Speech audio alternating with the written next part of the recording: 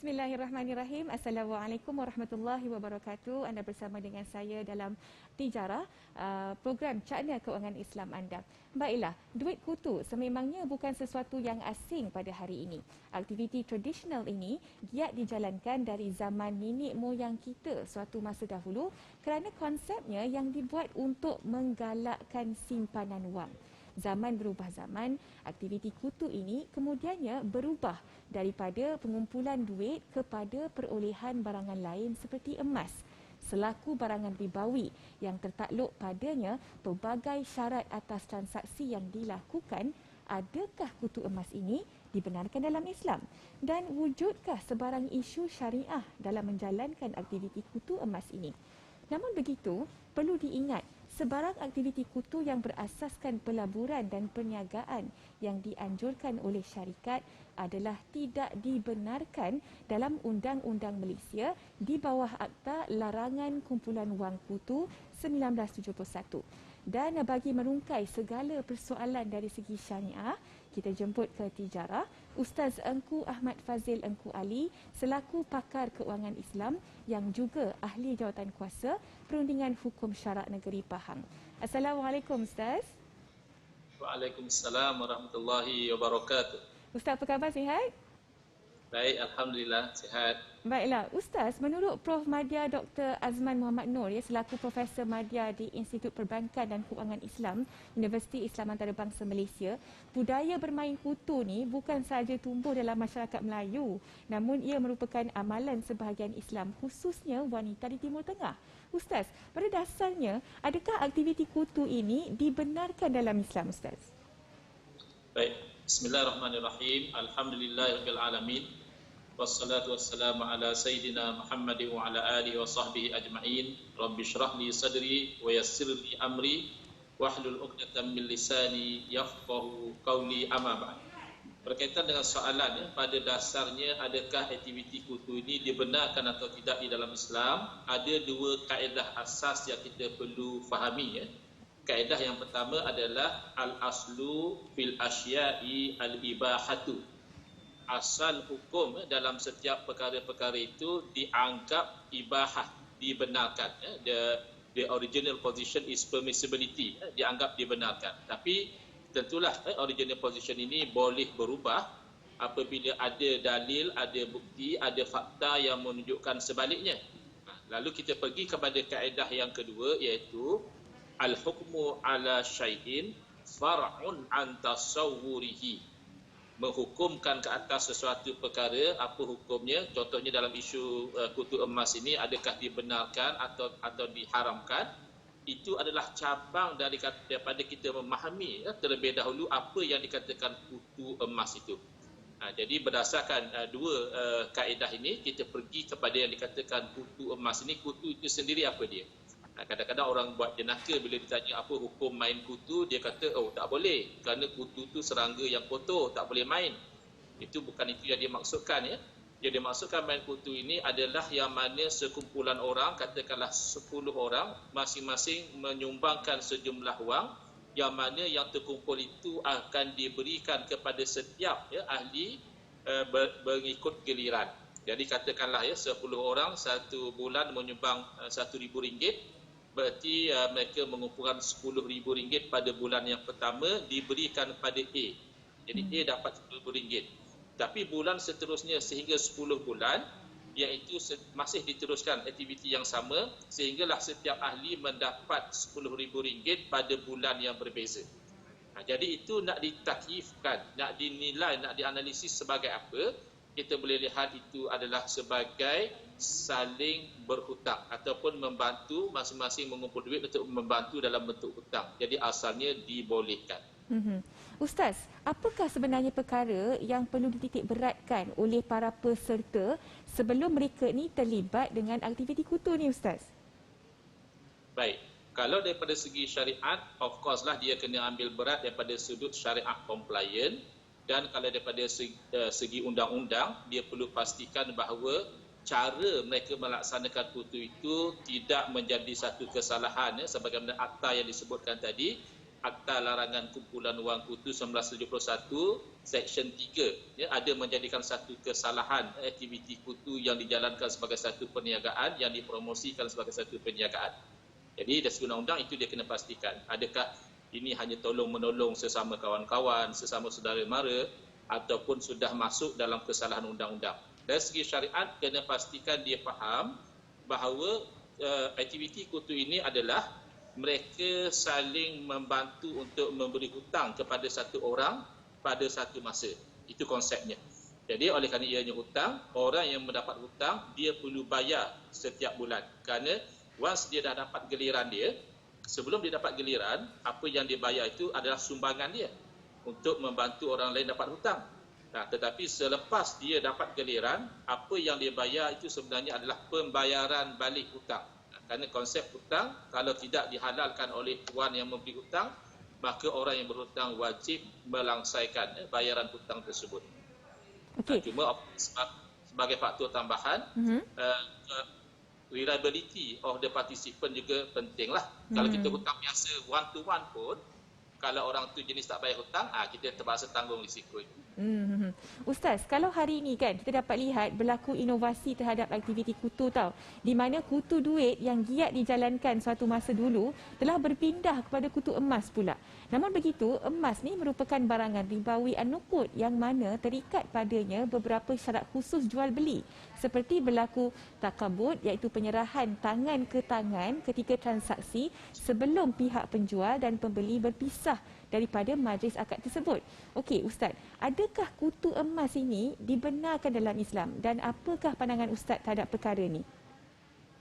Baik, di sinilah yang kita kata kepentingan kaedah berhukum tentang sesuatu itu cabang daripada kita memahami sesuatu itu. Jadi kita kena faham terlebih dahulu yang dikatakan kutu emas ini setakat mana ia berbeza dengan kutu wang. Jadi kalau dibuat dengan cara yang tidak melanggar syariat, ianya dibenarkan. Sebagai contoh, iaitu dasarnya masih lagi kutu wang. Maknanya setiap orang akan diberi pinjaman pada masa yang berbeza. Diberi hutang. Jadi duit yang didapat sebagai hutang itu dah jadi milik dia. Kalau dahulu masa kutu wang biasa, terpulang kepada dia lah. Duit yang dia dapat itu dia nak buat apa. Tetapi bila sudah dijadikan sebagai kutu emas, masing-masing tahu yang dapat duit pada gilirannya itu dia akan gunakan duit dia untuk membeli emas. So kat situlah kita nak kena lihat pembelian emas itu dilakukan oleh siapa dan bila. Saya agak kurang setuju kalau ada yang mengatakan pasti akan berlaku pembelian emas secara bertangguh. Belum tentu. Kerana apabila dia dapat duit, boleh jadi pada masa itu baru berlaku pembelian emas. Dan kalau pun berlaku pembelian emas lebih awal, itu bukan antara orang yang membeli yang dapat duit kemudian dengan orang yang menjual emas, tapi antara mungkin wakil mereka beli dulu siap-siap emas itu, maka pembelian emas berlaku spot. Takabud yang kita katakan itu kalau dalam istilah bahasa Melayu dia kata secara lani, secara spot basis itu berlaku. Cuma yang berlaku kemudian adalah transaksi yang jual beli yang kedua yang juga memenuhi syarat-syarat jual beli emas iaitu dilakukan secara spot basis. Baiklah, persoalan yang menarik tentang kutu emas ini, tapi kita akan berhenti rehat seketika. Kembali lagi selepas ini dalam Tijarah, jangan ke mana-mana.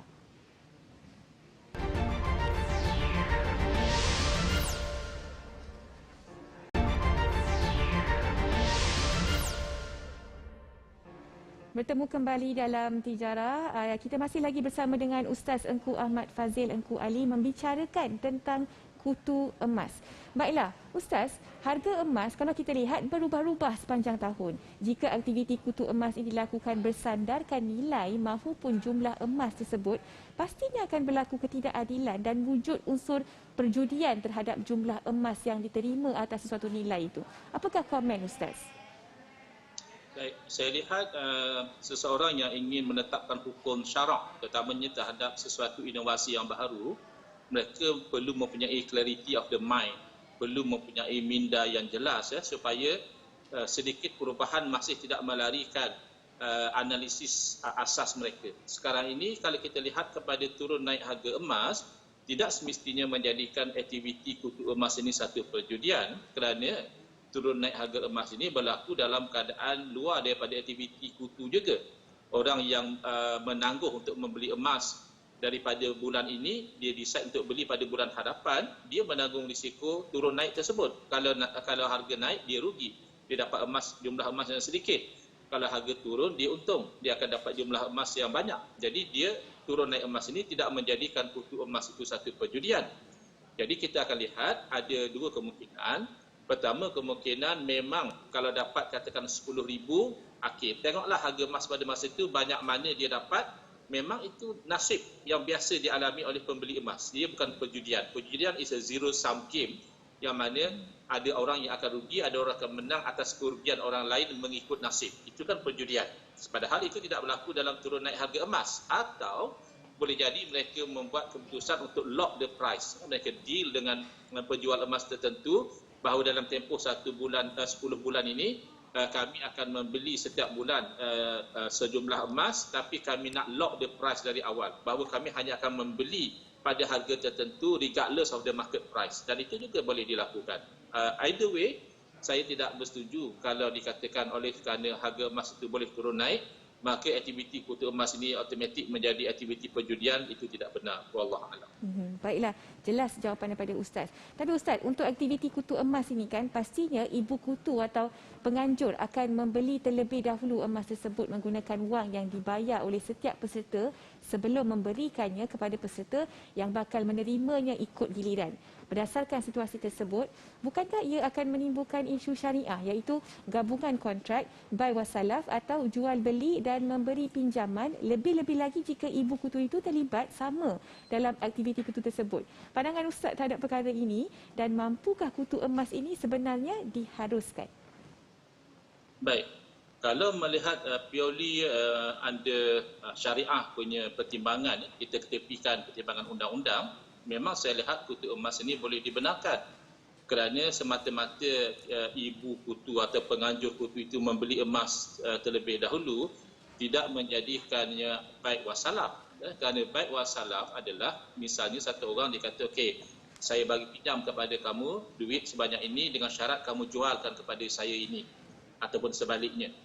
Sekarang ini tidak berlaku. Yang berlaku ada berlaku hutang berhutang sesama ahli grup, iaitu mereka itu membantu untuk memberi hutang kepada seorang mengikut tempoh masa yang telah ditetapkan.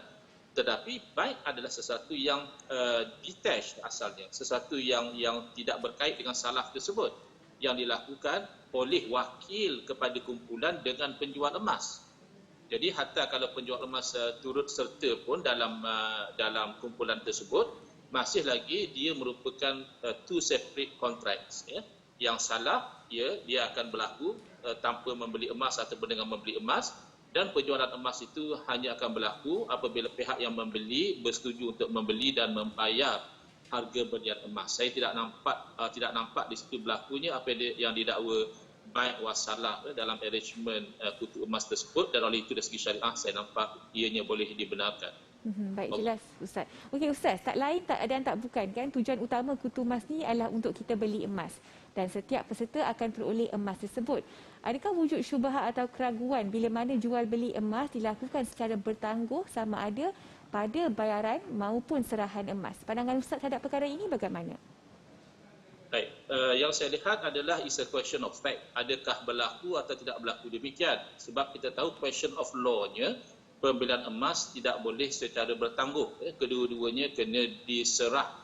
Itu yang dikata yadan biyadin, maknanya terus berunjuk pada majlis akad yang sama. Tapi persoalannya, adakah memang itu yang berlaku dalam kutu emas, memang berlaku penjualan emas secara bertangguhkah ataupun tidak? Yang saya lihat tidak semestinya.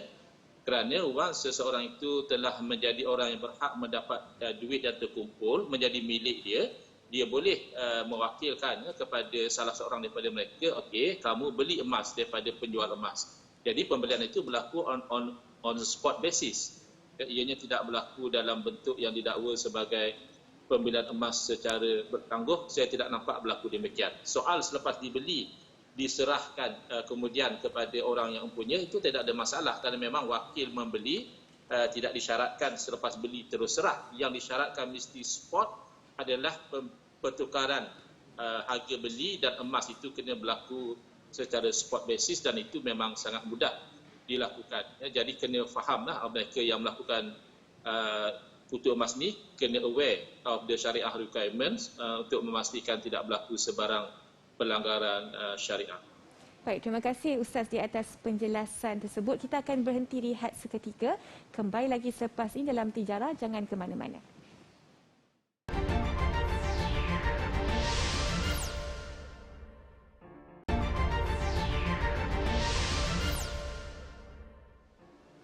Tijarah masih lagi bersama dengan Ustaz Engku Ahmad Fazil Engku Ali, pakar keuangan Islam, bagi merungkai persoalan mengenai kutu emas.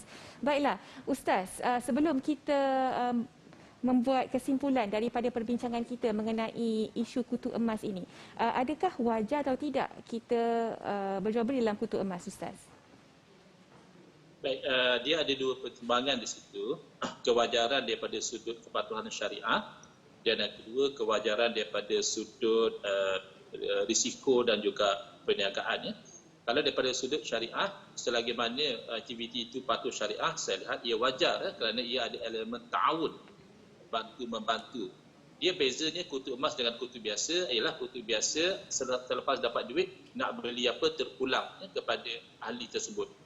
Nak buat apa duit yang dia dapat itu. Tetapi kalau dalam keadaan kutu emas, masing-masing ahli dah tahu bahawa objektif ahli kumpulan dapat duit, mereka nak beli emas. Itu saja bezanya. So, masing-masing dapat hasrat mereka dibantu dengan tidak ada elemen riba dan sebagainya. Itu satu benda yang wajar. Cuma daripada sudut risiko, pertama risiko undang-undang, pastikan jangan sampai melanggar undang-undang. Yang kedua adalah daripada risiko kredit, the credit risk. Sebab orang boleh saja lari daripada membayar hutang. Jadi kena pastikan ahli-ahli itu memang yang boleh dipercayai. Jangan nanti giliran kita bayar, bila sampai giliran orang lain sepatutnya kita dapat, kita tak dapat kerana credit risk tadi. Orang yang sepatutnya membayar, tidak membayar. Jadi perlu ada kewajaran, itu bergantung kepada dua faktor tadi, kepatuhan syariah. Kalau patuh syariah, ia wajar dilakukan. Dan yang kedua daripada sudut risiko, undang-undang dan juga risiko keboleh percayaan ahli-ahli yang terlibat dalam skim tersebut. Baiklah, satu penerangan yang cukup jelas daripada Ustaz Engku Ahmad Fazil. Tapi sebelum itu Ustaz, pada hari ini kan nasihat Ustaz untuk mereka dekat luar sana yang sudah berkecimpung dalam aktiviti kutu emas ini dan kesimpulan kepada perbincangan kita. Silakan Ustaz. Baik, sebagai kesimpulan dan juga mungkin panduan kepada mereka yang telah berkecimpung dalam aktiviti ini, pertama pastikan niat kita itu ikhlas untuk mencari rezeki yang halal dan jangan cuba untuk shortcutkan.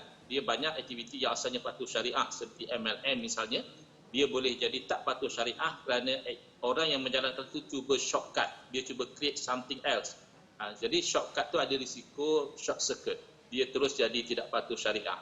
Jadi buat dengan jelas apa objektifnya, buat dengan jelas apa caranya, insya-Allah di situ akan ada keberkatan kerana harta ini yang kita nak bukan diri fizikal harta itu, tapi keberkatan yang terhasil, kebaikan yang terhasil daripada harta tersebut. Hadza wabillahi taufiq wal hidayah. Wassalamualaikum warahmatullahi wabarakatuh. Waalaikumsalam warahmatullahi wabarakatuh. Jazakallah khair jazak buat Ustaz Engku Ahmad Fazil. Baiklah, dengan ini kita sudah pun sampai ke penghujung rancangan. Setinggi-tinggi penghargaan diucapkan kepada Ustaz Engku Ahmad Fazil Engku Ali selaku pakar keuangan Islam yang juga ahli Jawatankuasa Perundingan Hukum Syarak Negeri Pahang. Dan berdasarkan perkongsian Ustaz sebentar tadi, jelaslah bahawa asas kepada aktiviti kutu ini sebenarnya diharuskan dalam Islam. Namun peserta perlulah mengikut segala syarat-syarat yang telah ditetapkan ke atasnya. Masyarakat juga disaran untuk patuh kepada undang-undang dan tidak terlibat dalam sebarang pelaburan kutu yang dilarang seperti yang termaktub dalam Akta Larangan Kumpulan Wang Kutu 1971. Kaji terlebih dahulu sebelum melakukan sesuatu perkara dan elakkan terlibat dengan aktiviti yang mengandungi unsur riba, gharar dan juga maisir. Firman Allah Subhanahu wa taala dalam surah Ali Imran ayat 130 yang membawa maksud, wahai orang-orang yang beriman, janganlah kamu memakan riba dengan berlipat ganda dan bertakwalah kepada Allah agar kamu beruntung. Fikir-fikirkanlah. Sekian dulu dari saya Hana Ismail untuk malam ini. Bertemu lagi kita di minggu hadapan dalam Tijarah, program Cakna Kewangan Islam anda. Assalamualaikum dan selamat malam.